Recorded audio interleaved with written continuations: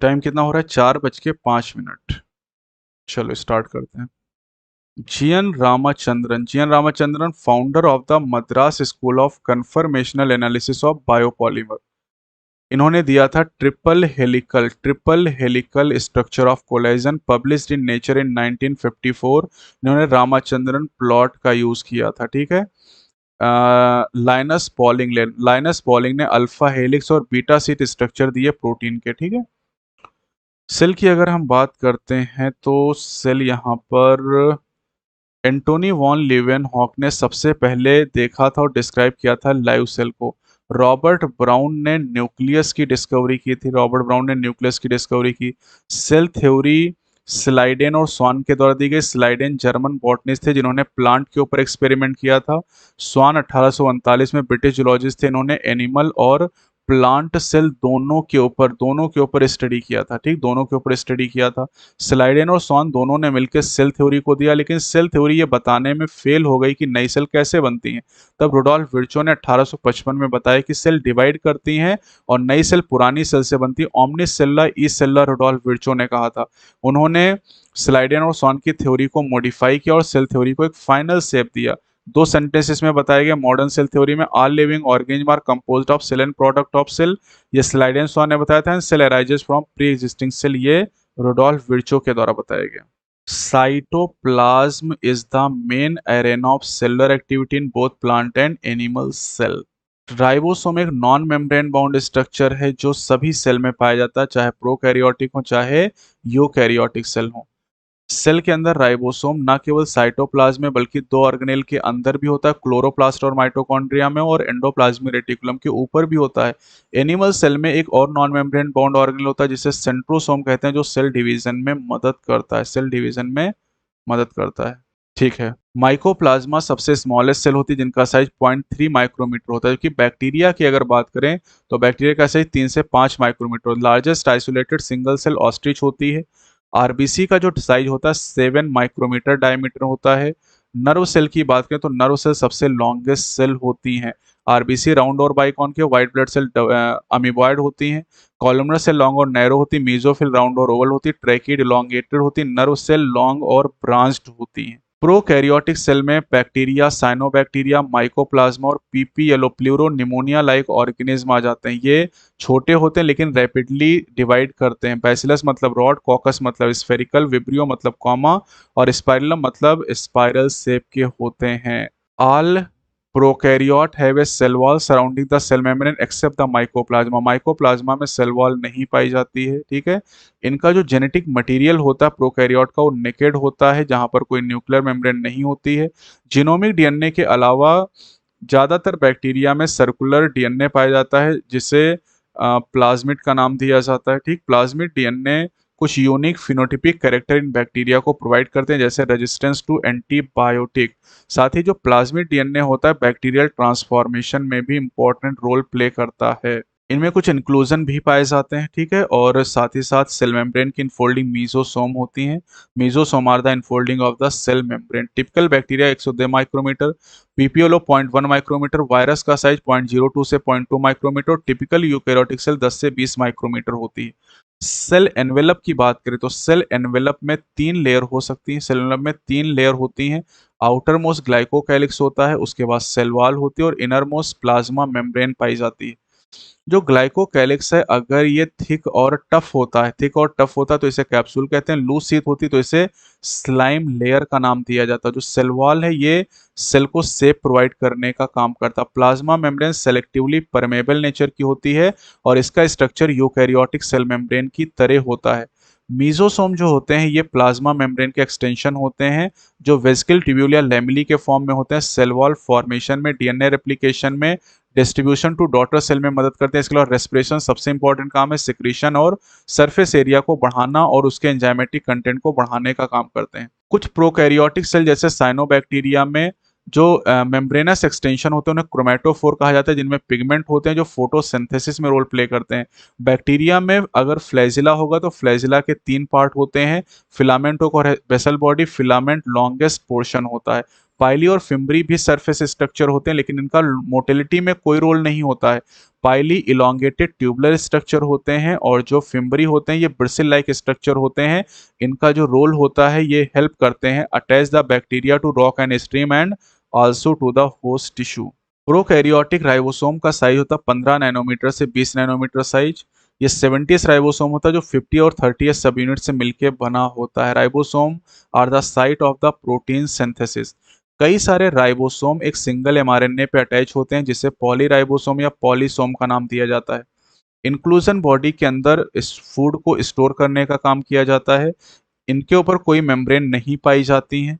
और example phosphate granule, cyanophycin granule, glycogen granule और gas vacuole, ये 4 तरह की इंक्लूजन बॉडीज होती हैं। Gas vacuole blue green and purple and green photosynthetic bacteria में, blue green and purple and green photosynthetic bacteria में पाई जाती हैं। यूकैरियोट में प्रोटिस्ट, प्लांट, एनिमल और फंजाई को इंक्लूड किया जाता है। इनमें कंपार्टमेंटलाइजेशन पाया जाता है। मेम्ब्रेन बाउंड ऑर्गेनेल प्रेजेंट होते हैं। न्यूक्लियर मेम्ब्रेन पाई जाती है। कॉम्प्लेक्स लोकोमोटर और साइटोस्केलेटल स्ट्रक्चर पाए जाते हैं। इनका जेनेटिक मटेरियल ऑर्गेनाइज्ड होकर क्रोमोसोम का फॉर्मेशन करता है। प्लांट सेल की बात करें तो प्लांट सेल में सेल वॉल होती है, प्लास्टिड होते हैं, लार्ज सेंट्रल वैक्यूल होती है जो एनिमल सेल के अंदर नहीं पाए जाते हैं। एनिमल सेल में सेंट्रियोल होते हैं जो ज़्यादातर प्लांट सेल में एब्सेंट होते हैं। ये प्लांट सेल दिखाई गई, ये एनिमल सेल आपको दिखाई गई है। अब सेल मेम्ब्रेन की बात करते हैं। सेल मेम्ब्रेन का डिटेल स्ट्रक्चर 1950s में पता चला इलेक्ट्रॉन माइक्रोस्कोप के इन्वेंशन के बाद। ज़्यादातर स्टडी ह्यूमन आरबीसी की मेम्ब्रेन के ऊपर की गई जिनसे पता चला सेल मेम्ब्रेन में लिपिड और प्रोटीन होती है। ज़्यादातर लिपिड फॉस्फोलिपिड होती है जो बाइलेयर के फॉर्म में अरेंज होती हैं, जिनमें जो हेड होता है पोलर हेड ये आउटर साइड होता है और हाइड्रोफोबिक टेल जो होती है ये अंदर की तरफ पाई जाती है। Non polar tail saturated hydrocarbon से बनी होती है और साथ ही कोलेस्ट्रॉल भी सेल मेम्ब्रेन के अंदर पाया जाता है। ये आपको यहाँ पर फिगर में भी दिखाया गया है। अगर हम ह्यूमन आरबीसी की बात करें तो उसमें सेल मेम्ब्रेन में 52% प्रोटीन और 40% लिपिड होती है और कार्बोहाइड्रेट भी स्मॉल अमाउंट में पाया जाता है।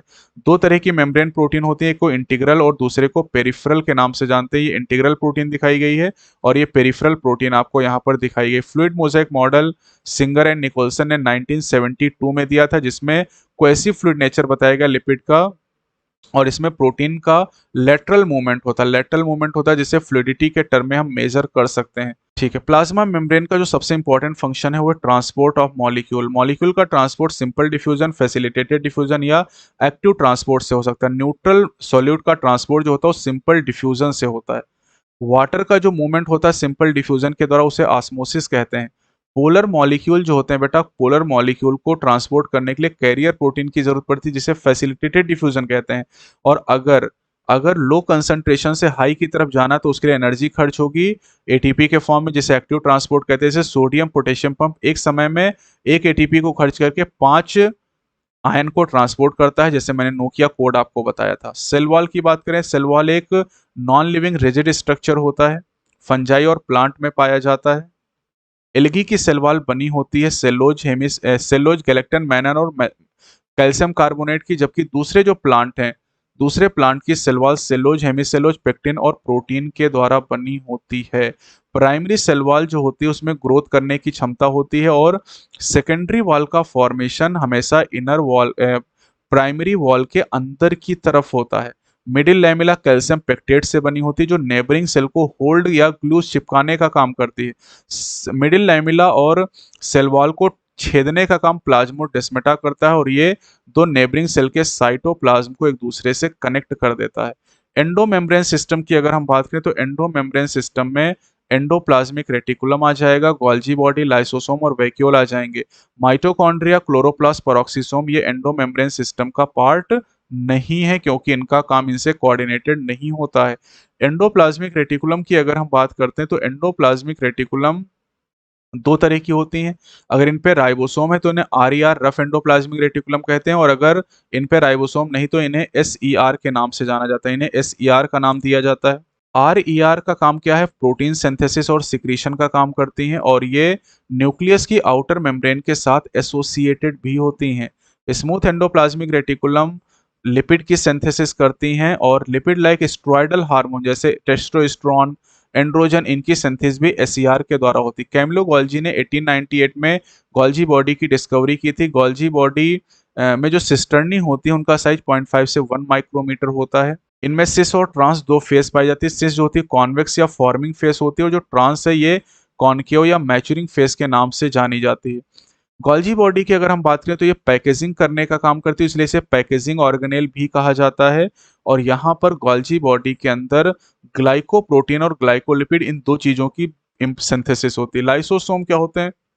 लाइसोसोम का फॉर्मेशन गोल्जी बॉडी में पैकेजिंग के दौरान होता है। गोल्जी बॉडी में पैकेजिंग के दौरान लाइसोसोम का फॉर्मेशन होता है। इसके अंदर सभी तरह के हाइड्रोलिटिक एंजाइम पाए जाते हैं, जिन्हें हाइड्रोलेजेस कहते हैं। लाइपेजेस, प्रोटीएजेस, कार्बोहाइड्रेजेस, न्यूक्लिएजेस पाए जाते हैं। और ये एंजाइम एसिडिक पीएच पर एक्टिव होते हैं। एसिडिक पीएच पर एक्टिव होते हैं। इनका काम क्या है? डाइजेशन करने का काम करते हैं। वैक्यूल की बात करें तो वैक्यूल की मेम्ब्रेन को टोनोप्लास्ट का नाम देते हैं। इसकी सिंगल मेम्ब्रेन को टोनोप्लास्ट कहा जाता है। और वैक्यूल प्लांट सेल का 90% वॉल्यूम तक ऑक्युपाई कर सकती है। अमीबा में कॉन्ट्रेक्टाइल वैक्यूल पाई जाती है, जो ऑस्मो रेगुलेशन और एक्सक्रीशन का काम करती है। प्रोटिस्ट में फूड वैक्यूल होती हैं, जो डाइजेशन में इंपॉर्टेंट रोल प्ले करते हैं। तो प्रोटिस्ट, अमीबा भी खुद प्रोटिस्ट है, तो आप कह सकते हैं अमीबा में कॉन्ट्रेक्टाइल वैक्यूल और फूड वैक्यूल दोनों पाई जाती है। माइटोकॉन्ड्रिया को सिंगुलर फॉर्म में माइटोकॉन्ड्रियन कहते हैं। और माइटोकॉन्ड्रिया का जो नंबर होता है ये फिजियोलॉजिकल एक्टिविटी के ऊपर डिपेंड करता है। ये सॉसेज शेप या सिलेंड्रिकल होती हैं। डायमीटर 0.2 से 1 माइक्रोमीटर, एवरेज 0.5 होता है। लेंथ 1 से 4 माइक्रोमीटर होती है। डबल मेम्ब्रेन बाउंड ऑर्गेनेल है। डबल मेम्ब्रेन बाउंड ऑर्गेनेल होता है। इनर कंपार्टमेंट होता है। इनर कंपार्टमेंट के अंदर मैट्रिक्स भरा होता है। इनर कंपार्टमेंट के अंदर मैट्रिक्स भरा होता है। अब जो इनर मेम्ब्रेन है उसमें बहुत सारी इनफोल्डिंग होती है, जिन्हें क्रिस्टी का नाम दिया जाता है। क्रिस्टी सरफेस एरिया को इंक्रीज करती हैं। दोनों मेम्ब्रेन के अपने अलग अलग एंजाइम होते हैं, जो माइटोकॉन्ड्रिया के फंक्शन से रिलेटेड होते हैं। Mitochondria are the site of the aerobic respiration. ये सेलुलर एनर्जी को प्रोड्यूस करते हैं एटीपी के फॉर्म में, इसलिए इन्हें पावर हाउस ऑफ सेल का नाम दिया जाता है। मैट्रिक्स के अंदर सिंगल सर्कुलर डीएनए मॉलिक्यूल होता है, मतलब डबल स्टैंडर्ड होता है, एक होता है। कुछ आरएनए मॉलिक्यूल होते हैं, 70s राइबोसोम होते हैं, और वो सारे कंपोनेंट होते हैं जो प्रोटीन की सिंथेसिस के लिए रिक्वायर्ड होते हैं। माइटोकॉन्ड्रिया फिशन के द्वारा डिवाइड करते हैं। प्लास्टिड की बात करें तो यूग्लिनॉइड के अंदर पाए जाते हैं। पिगमेंट के आधार पे ये 3 तरह के होते हैं: chloroplast, chromoplast and leucoplast. Chloroplast के अंदर क्लोरोफिल और कैरोटिनॉइड पिगमेंट पाए जाते हैं, जो फोटोसिंथेसिस के लिए जरूरी होते हैं। क्रोमोप्लास्ट के अंदर fat soluble carotenoid pigment, carotene और जैंथोफिल पाए जाते हैं, जो प्लांट को येलो, ऑरेंज या रेड कलर देते हैं। ल्यूकोप्लास्ट कलरलेस प्लास्टिड होते हैं। कलरलेस प्लास्टिड होते हैं जो फूड को स्टोर करते हैं। एमाइलोप्लास्ट कार्बोहाइड्रेट या स्टार्च को, पोटैटो में पाया था। इलायोप्लास्ट ऑयल एंड फैट को, और एलेरोप्लास्ट प्रोटीन को स्टोर करने का काम करता है। ज्यादातर जो क्लोरोप्लास्ट होते हैं ग्रीन प्लांट में, वो मीजोफिल सेल के अंदर पाए जाते हैं। इनकी जो लेंथ है 5 से 10 माइक्रोमीटर और विड्थ 2 से 4 माइक्रोमीटर होती है। क्लेमाइडोमोनास में एक सेल के अंदर एक क्लोरोप्लास्ट, और मीजोफिल सेल में एक सेल के अंदर 20 से 40 क्लोरोप्लास्ट प्रेजेंट होते हैं। क्लोरोप्लास्ट भी डबल मेम्ब्रेन बाउंड स्ट्रक्चर होता है, जिसमें से इनर मेम्ब्रेन लेस परमेबल होती है। जो स्पेस इनर मेम्ब्रेन के अंदर होता है उसे स्ट्रोमा का नाम दिया जाता है। वहां पर उसे मैट्रिक्स कहते हैं माइटोकॉन्ड्रिया में। अब यहाँ पर इनर स्ट्रोमा के अंदर थाइलाकॉइड पाए जाते हैं, जो मेम्ब्रेनस सैक होते हैं। थाइलाकॉइड पाइल ऑफ कॉइन, सिक्कों के ढेर के रूप में अरेंज होते हैं, जिन्हें ग्रेना का नाम या इंटरग्रेनल थाइलाकॉइड का नाम दिया जाता है। जो अलग अलग थाइलाकॉइड के अलग अलग ग्रेना के थाइलाकॉइड होते हैं, ये स्ट्रोमा लैमेली के द्वारा आपस में कनेक्ट होते हैं। स्ट्रोमा लैमेली इनको आपस में कनेक्ट करती हैं। थाइलाकॉइड की मेम्ब्रेन के अंदर जो स्पेस होता है उसे ल्यूमेन का नाम दिया जाता है, उसे ल्यूमेन कहते हैं। स्ट्रोमा के अंदर वो सारे एंजाइम होते हैं जो कार्बोहाइड्रेट और प्रोटीन की सिंथेसिस के लिए जरूरी होते हैं। इसके अंदर small double standard circular DNA molecules यहाँ पर कई सारे डीएनए मॉलिक्यूल 70s राइबोसोम यहाँ पर प्रेजेंट होते हैं। 70s राइबोसोम पाए जाते हैं, जबकि साइटोप्लाज्म में 80s टाइप का राइबोसोम प्रेजेंट होता है। राइबोसोम ग्रेनुलर स्ट्रक्चर होते हैं, जिन्हें जॉर्ज पैलेट ने 1953 में ऑब्जर्व किया था। ये आरएनए और प्रोटीन से मिलकर बने होते हैं और किसी भी मेम्ब्रेन से सराउंडेड नहीं होते हैं। यूकैरियोटिक राइबोसोम 80s का होता है, प्रोकैरियोटिक राइबोसोम 70s का होता है। 80s राइबोसोम की 2 सब यूनिट 60 और 40 होती है, जो मिलके 80s बनाएंगी, और 70s की 2 सब यूनिट 50 और 30 होंगी, जो मिलके 70s को बनाएंगी। 50-30 जोड़ के 80 मत कर देना, और 60-30 जोड़ के 60 और 40 जोड़ के 100 मत करना।